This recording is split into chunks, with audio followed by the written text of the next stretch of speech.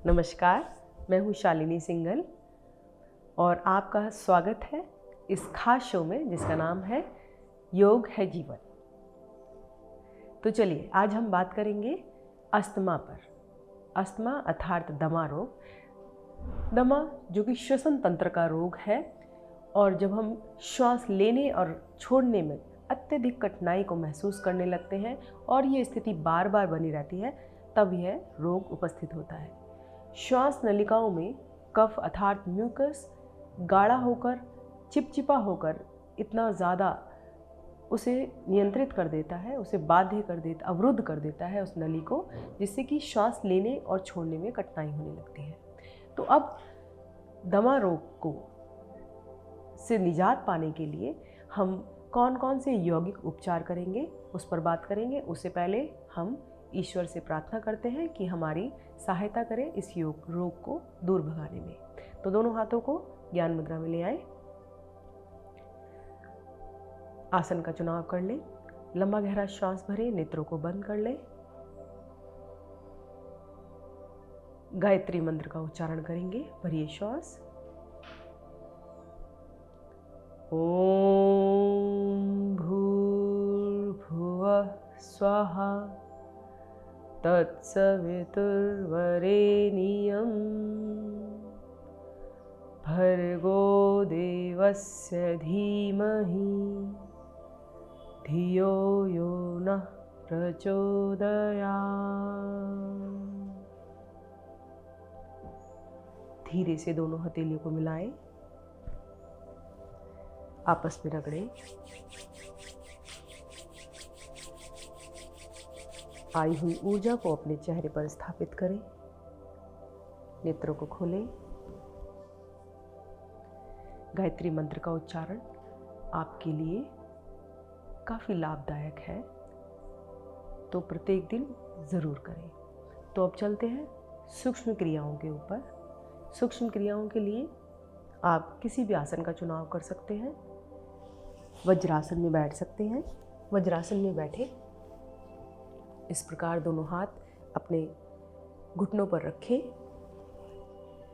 अब दोनों हाथों को कंधों के समान ऊंचाई पर लाएं। दोनों हथेलियों को आमने सामने करें। श्वास भरते हुए धीरे धीरे श्वास भरते हुए दोनों हाथों को दाएं बाएं फैलाएं और गर्दन को ऊपर ले जाएं। एक बार फिर से करते हैं। किस प्रकार करना है? श्वास भरते हुए अब अपनी क्षमता के अनुसार रुके, अन्यथा श्वास छोड़ते हुए वापस। फिर से श्वास भरते हुए जाएं।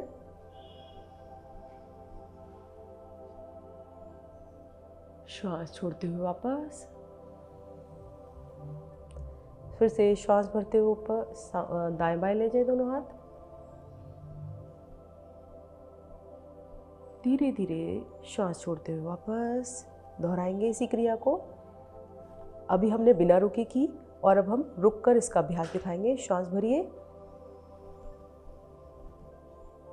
धीरे धीरे इसके अभ्यास को बढ़ाना है।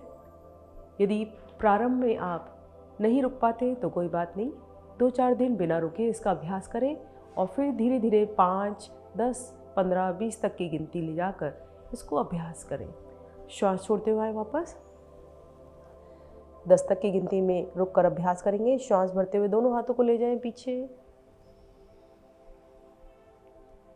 गर्दन को हल्का सा ऊपर, अपने वक्षस्थल को बाहर की तरफ खींचे। सूक्ष्म क्रिया है किंतु बड़ा लाभ है। जब आप इस प्रकार अपने वक्षस्थल को बाहर की तरफ खींच रहे हैं, गर्दन को ऊपर और दोनों हाथों को फैला रहे हैं, तो आपके फेफड़े प्रसारित हो रहे हैं, जो कि आपके रोग में अधिक लाभदायक है। धीरे धीरे वापस। दोनों हाथों को नीचे लाएं। लंबा गहरा श्वास भरें और छोड़ें। फिर से श्वास भरें और छोड़ें। दूसरी सूक्ष्म क्रिया पर चलते हैं।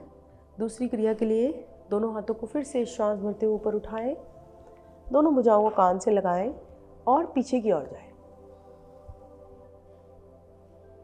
अब धीरे धीरे श्वास छोड़ते हुए वापस। दोनों हाथों को फिर से ऊपर उठाएं, जाए पीछे, वापस। इसी क्रिया को 2 बार और दोहराएंगे। श्वास भरते हुए दोनों हाथों को ले जाए ऊपर, गर्दन को भी अधिक से अधिक पीछे करने का प्रयास करें। श्वास छोड़ते हुए वापस। अब इस क्रिया को रुक कर करेंगे। 5 तक की गिनती में रुकेंगे। भरिए श्वास। अब जितना आप पीछे जा सकते हैं अपनी क्षमता के अनुसार पीछे जाएं और रुकें। 1 2 3 4 5। श्वास छोड़ते हुए गर्दन कमर को सीधा कीजिए और हाथों को नीचे ले आइए। एक बार और दोहराएं इसी क्रिया को। 5 तक की गिनती में रुकेंगे। श्वास भरते हुए ऊपर,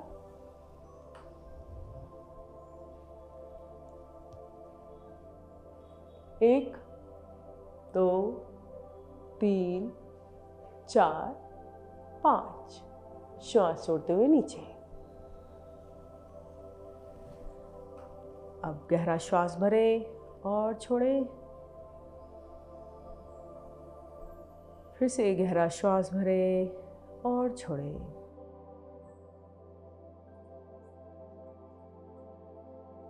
तो अब हम बात करते हैं अस्थमा पर। अस्थमा के रोगियों को यह रोग क्यों होता है? बहुत ही सामान्य सी बात है कि हमारे अनाहत चक्र से संबंधित यह रोग है। अनाहत चक्र हमारे हृदय के पास, जब हृदय में कुछ दमित भावनाएं रह जाती हैं तो हम इस रोग से ग्रसित हो जाते हैं। या यूँ कहिए कि हमारे हार्ट चक्र जब असंतुलित हो जाता है तब हम इस रोग से ग्रसित हो जाते हैं। और अगर फिजिकल मतलब शारीरिक संरचना में देखेंगे तो आपका श्वसन तंत्र, जिस नलिकाओं से आप श्वास लेते हैं और छोड़ते हैं, तो श्वास हमारा फेफड़ों में जाता है और जो छोटे छोटे छिद्र हमारे फेफड़ों में होते हैं वह अवरुद्ध हो जाते हैं, जिससे हमारे श्वास लेने और छोड़ने की क्षमता कम हो जाती है। तो इसी कारण से यह रोग होता है। और ये रोग कब बढ़ जाता है, कब यह विकराल रूप ले लेता है? जब किसी भी तरह का मौसम हमारा बदलता है या फिर वायुमंडलीय प्रदूषण से। जैसे कि आपने देखा होगा कि दिवाली से पहले और दिवाली के बाद बहुत एयर पोल्यूशन था, हमारा एयर क्वालिटी इंडेक्स बहुत ही पुअर था। तो इस समय में अस्थमा रोगियों को विशेष तौर से ध्यान देना चाहिए। लेकिन यदि वे योग को अपनाएंगे, पूरा समय पूरा वर्ष वो योग करते रहेंगे, तो उनके ऊपर इस तरह के प्रदूषण का कोई प्रभाव नहीं पड़ेगा। तो सबसे पहले हम लेंगे पश्चिमोत्तान आसन का अभ्यास। पश्चिमोत्तान बैठ कर किए जाने वाले आसन में इस तरह से अपने दोनों टांगों को आप फैला लीजिए, दोनों एड़ी पंजे मिला लीजिए, दोनों हाथ आपके घुटनों पर है। श्वास भरते हुए दोनों हाथों को ले जाइए ऊपर की ओर, भुजाएं कान से सटा लीजिए और श्वास छोड़ते हुए आपको आगे की ओर आना है। इस प्रकार धीरे धीरे अपने निचली कमर से आगे की ओर आएं। अपने दोनों हाथ अपने पंजों से आगे निकालने का प्रयास करें। फिर से श्वास भरते हुए एक बार ऊपर जाए और फिर से दोनों पंजों को बाहर की तरफ खींच दें और श्वास छोड़ते हुए आए नीचे। अब अपने दोनों पैरों के अंगूठों को पकड़ें, पंजों को अपनी ओर अंदर लाएं और अधिक से अधिक नीचे जाने का प्रयास करें। अब यहाँ पर रुकें। 5 सेकंड रुकने का प्रयास। 1 2 3 4 5। अब श्वास भरते हुए पैर के अंगूठे छोड़ते हुए ऊपर आए और दोनों हाथ दाएं बाएं से वापस। आसनों के अभ्यास से हमारी रीढ़ मजबूत होती है, मांसपेशियां लचीली होती हैं, जिससे हमें सांस लेने और छोड़ने में उतनी तकलीफ नहीं होती है। तो जब पश्चिमोत्तान आसन यदि पहली बार में इतना ना बन पाए तो आप श्वास भरकर ऊपर और छोड़ते हुए नीचे झुकें। जितना आपसे अपने सामर्थ्य के अनुसार झुका जाए उतना झुकने का प्रयास करें। श्वास भरते हुए ऊपर और श्वास छोड़ते हुए नीचे। इस प्रकार बार बार अभ्यास करने से आपका यह आसन पूर्णता में चला जाएगा। चलिए आगे चलते हैं दूसरे आसन की तरफ। तो दोनों हाथ फिर से दाएं ओर रखिए, वज्रासन में आ जाए। दोनों टांगे एक साथ घुटने से मोड़े, वज्रासन में बैठे। दोनों हाथ घुटनों पर है, पीछे से एड़ियों में जगह है, पैर के अंगूठे आपके मिले हुए हैं और बीच के पोर्शन में आपका पृष्ठभाग रखा हुआ है। इस तरह से आपको बैठना है। श्वास भरिए और छोड़िए। अगला आसन हम करेंगे अर्धउष्ट्रासन। अर्धउष्ट्रासन के लिए आपको घुटनों के बल खड़ा होना है। घुटनों के बल खड़े हो जाइए, किंतु सभी आसन आपको अपने सामर्थ्य के अनुसार करने हैं। जितने आप कर सकते हैं उतने ही करने हैं। दोनों हाथों को, दोनों टांगों को खोल लीजिए। अब दोनों हाथ इस तरह से अपनी कमर पर जमाएं, इस तरह से अपनी कमर पर जमाएं। श्वास भरें और धीरे धीरे पीछे की ओर जाएं। अपनी एड़ियों को खड़ा ना रखें, एड़ियों को बिल्कुल लिटा दें, पंजों को। अब धीरे धीरे पीछे की ओर जाएं। अब रुकें।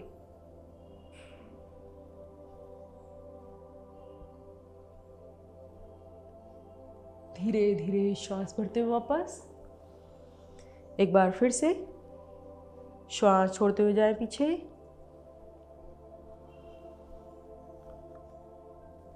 अपनी कोहनियों को भी पीछे की ओर ले जाएं, कंधों को भी पीछे की ओर खींचें। धीरे धीरे श्वास भरते हुए वापस। अब प्रभाव को महसूस करें। जब आप पीछे जा रहे हैं, गर्दन को पीछे मोड़ रहे हैं, तो आपकी श्वास नलिका चौड़ी हो रही है और आपके फेफड़े जो है पूरे फैल रहे हैं तथा रीढ़ आपकी संकुचित हो रही है। देखिए, श्वास भरिए, छोड़ते हुए जाएं पीछे।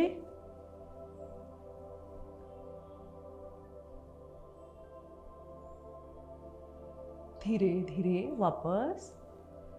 दोनों टांगों को मिलाएं और वज्रासन में आकर बैठ जाएं। लंबा गहरा श्वास भरें और छोड़ें। अर्धउष्ट्रासन के अभ्यास को करते समय आपको श्वास का विशेष ध्यान रखना है। पहले आपको श्वास छोड़कर ही पीछे जाना है, धीरे धीरे अभ्यास को बढ़ाना है, तब आप श्वास भरकर भी पीछे जा सकते हैं। आगे की क्रिया में चलते हैं। दोनों टांगों को सीधा करिए। इस तरह से दोनों हाथ आगे की तरफ लाएं। भुजंग आसन के लिए, तिर्यक भुजंग आसन के लिए पेट के बल आ जाए। तिर्यक भुजंग आसन के लिए आपको अपने दोनों हाथ अपने चेस्ट के दाएं बाएं रखने हैं। अपना गर्दन ठोड़ी को आसन पर रखें। अब धीरे धीरे श्वास भरते हुए ऊपर जाएं।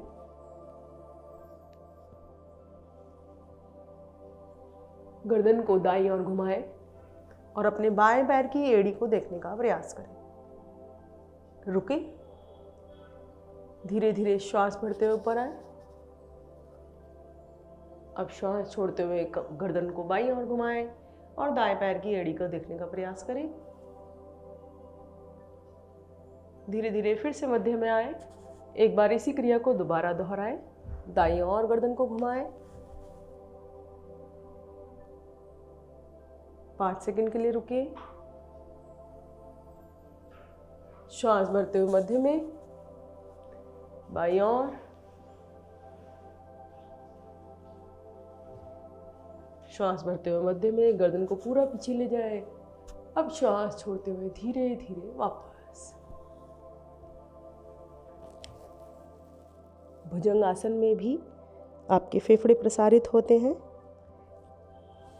रीढ़ पर प्रभाव आता है। मकर आसन में विश्राम करेंगे। दोनों हाथों को इस प्रकार बीच में लाएं। हथेलियों के बीच में अपना चेहरा रखें और दोनों टांगों को इस प्रकार फैलाएं कि पंजे बाहर और एड़ियां अंदर। शरीर को ढीला छोड़ दें। नेत्रों को बंद करें, मुस्कुराएं और श्वास बाहर छोड़ें। आएंगे वापस वज्रासन में। तो आसनों की श्रृंखला में आगे हम करेंगे सर्पासन का अभ्यास। सर्पासन आपने देखा होगा कि सर्पासन अर्थात सांप के नाम पर आधारित है और वो कितना चुस्त दुरुस्त होता है और फुंकार कितनी तेज़ लगती है उसकी। तो उसका श्वसन तंत्र और उसका पाचन तंत्र दोनों स्वस्थ होते हैं और हमारी कोई भी समस्या, शरीर में रोग उत्पन्न होने का कारण हमारा पाचन तंत्र ही होता है। तो पाचन तंत्र को प्रभावित करने के लिए करेंगे सर्पासन का अभ्यास। सर्पासन के लिए फिर से आप पेट के बल आ जाइए। इस तरह से आप पेट के बल लेटे, आप दोनों हाथों को कमर पर ले जाएं प्रणाम मुद्रा में और उंगलियों में उंगलियां फंसा लें इस तरीके से। अब श्वास भरिए और आगे से और पीछे से पूरा उठना है, नाभि के बल आना है, क्योंकि हम पाचन तंत्र को प्रभावित कर रहे हैं। तो इस तरह से गर्दन से और अपनी टांगों से पूरा उठ जाइए। हाथों को भी पीछे की तरफ खींच लीजिए जितना खींच सकते हैं। अब आपको अपनी टांगों को नीचे नहीं गिराना है, घुटने से भी आपकी टांगें सीधी रहेंगी। पंजों को बाहर की तरफ खींचिए और अब श्वास भरिए और दाएं से बाएं आपको दोलन करना है इस प्रकार। यदि प्रारंभ में आपसे श्वास भरकर दोलन नहीं होता है तो कोई बात नहीं, आप खाली पेट कीजिए, लेकिन कीजिए ज़रूर। धीरे धीरे आपसे श्वास भरकर भी बनने लगेगा। अब देखिए, मेरा कंधा भी आसन पर स्पर्श नहीं कर रहा है, ना मेरी टांगें लग रही हैं। इसी क्रिया को आपको करना है कम से कम 5 से 7 बार।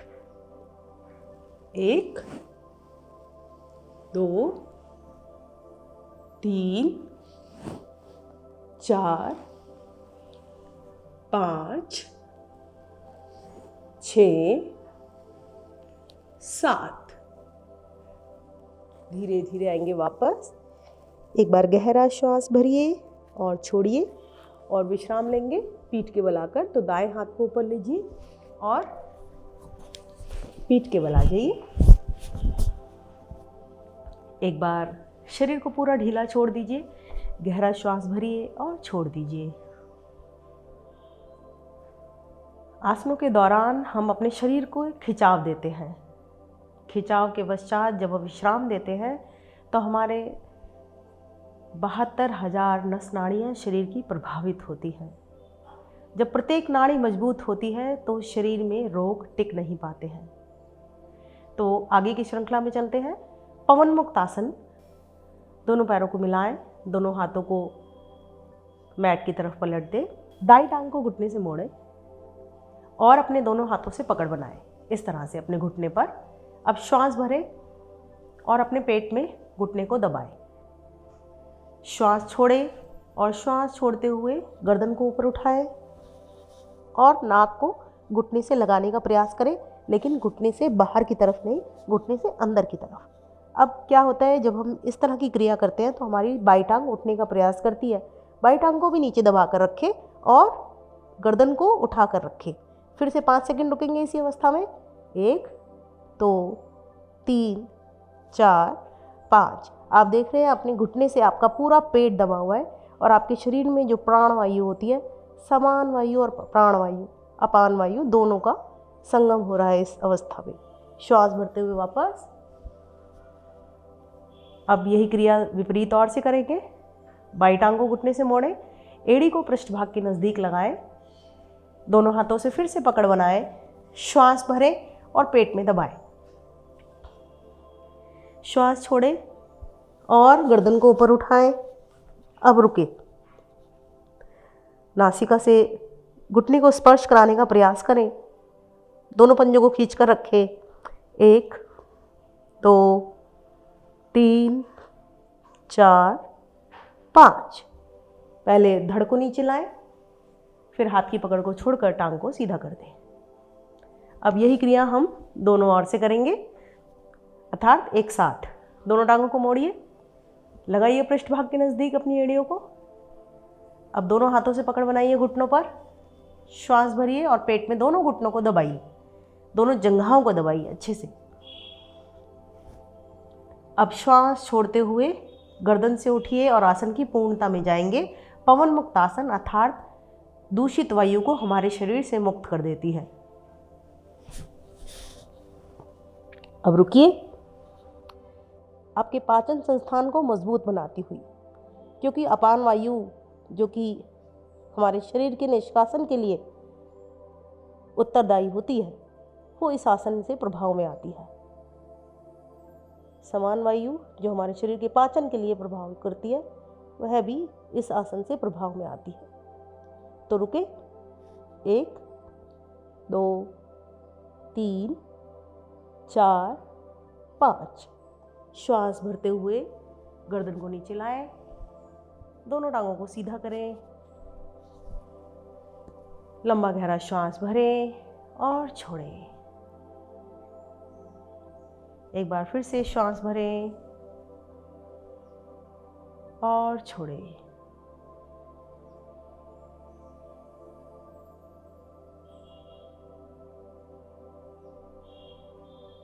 फिर से श्वास भरें और छोड़ें।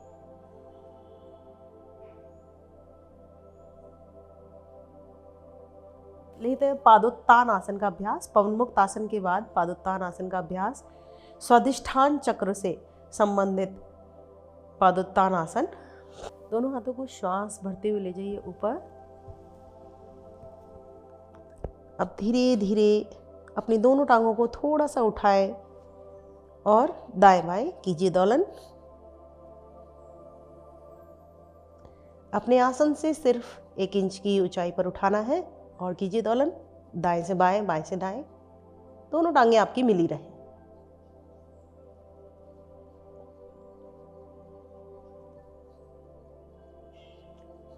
चलिए वापस आए।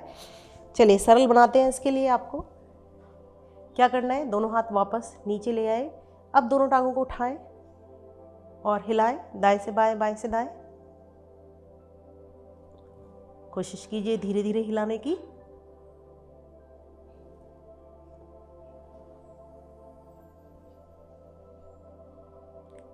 आएंगे वापस। अब एक बार अनुभव कीजिए कि आपके शरीर के कौन से हिस्से पर प्रभाव आ रहा है। आपके लोअर एब्डोमेन पर इसका प्रभाव पड़ रहा है, जहां हमारा स्वादिष्ठान चक्र केंद्रित होता है। तो अब धीरे धीरे श्वास भरते हुए अपनी दोनों टांगों को ऊपर उठाएंगे। देखिए कितना उठाना है, जिससे आपके पैर के अंगूठे आपको दिखाई दे। उठाइए, श्वास भरते हुए ऊपर। पैर के अंगूठे दिखाई देने लगे। अब यहीं पर रुक जाइए। धीरे धीरे वापस। प्रारंभिक अवस्था में थोड़ा सा कंपन हमारे शरीर में होता है, तो उससे डरना नहीं चाहिए। वह आपको धीरे धीरे मजबूत बना रहा है। फिर से श्वास भरते हुए धीरे धीरे ऊपर।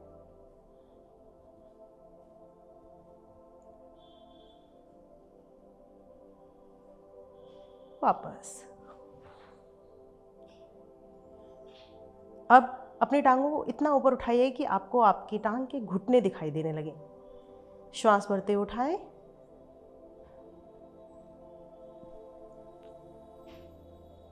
घुटने दिखाई देने लगे। अब रुक जाएं। धीरे धीरे श्वास छोड़ते हुए वापस। एक बार और करेंगे इसी अभ्यास को।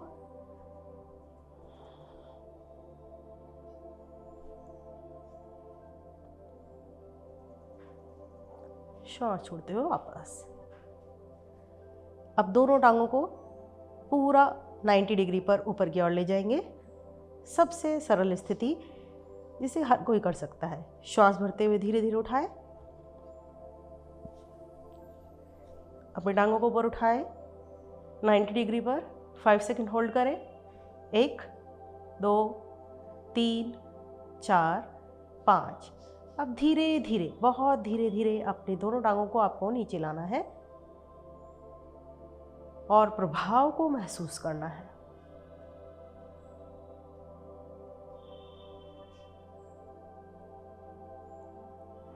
एक बार और दोहराएंगे इसी क्रिया को। श्वास भरते हुए दोनों टांगों को ले जाएं ऊपर और श्वास छोड़ते हुए धीरे धीरे वापस।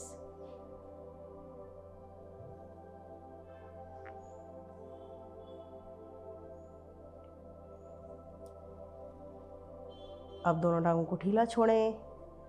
दोनों हथेलियों को पलट दें आसमान की ओर। श्वास भरें और छोड़ें। लेंगे शवासन का अभ्यास। शवासन में सबसे पहले आप अपनी श्वास से सामान्य करें। यदि आपकी श्वास चढ़ गई है आसन के दौरान, तो जब तक आपकी श्वासें सामान्य ना हो जाए, आप अगले आसन में ना जाएं। श्वास से सामान्य होने के बाद शरीर को ढीला छोड़ें। एक एक अंग प्रत्यंग को निहारते जाएं। पैर की छोटी उंगली से लेकर सर की चोटी तक बंद आँखों में अपने शरीर को निहारें। एक एक अंग का धन्यवाद दें।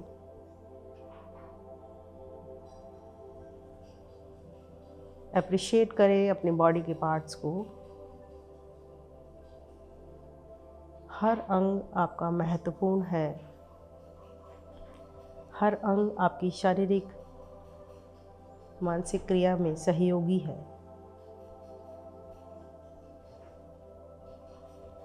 श्वास भरें और छोड़ें।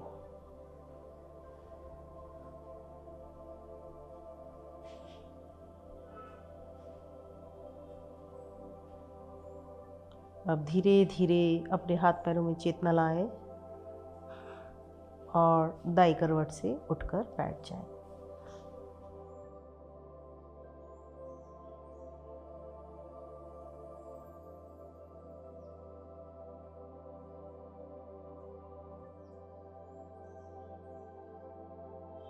आसनों की श्रृंखला में अगला आसन हम लेते हैं सिंहासन। सिंहासन के लिए वज्रासन में आ जाएं। वज्रासन के बाद दोनों टांगों को खोल लें और दोनों हाथ इस तरह से रखें कि कलाइयाँ बाहर और उंगलियां अंदर की तरफ। अब अधिक से अधिक अपनी गर्दन को ऊपर की तरफ ले जाएं। जीभ को बाहर निकालें, जिह्वा को बाहर निकालें और अपने ध्यान को आज्ञा चक्र पर ले जाएं, अर्थात दोनों भ्रुकुटियों के मध्य में, और गले से मधुर स्पंदन करें।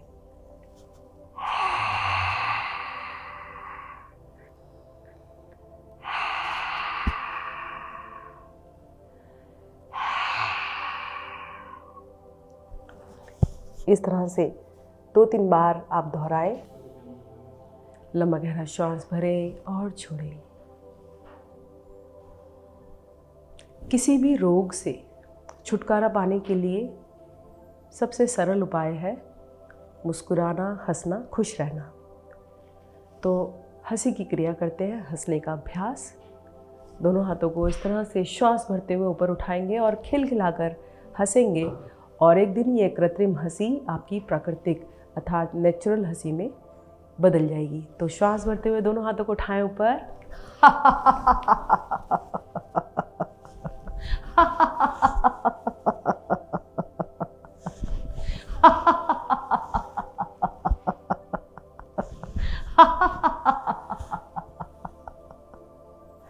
बहुत बढ़िया। इसी तरह आप हमेशा मुस्कुराते रहें, हंसते रहें। BMC हिंदी बदले जीवन।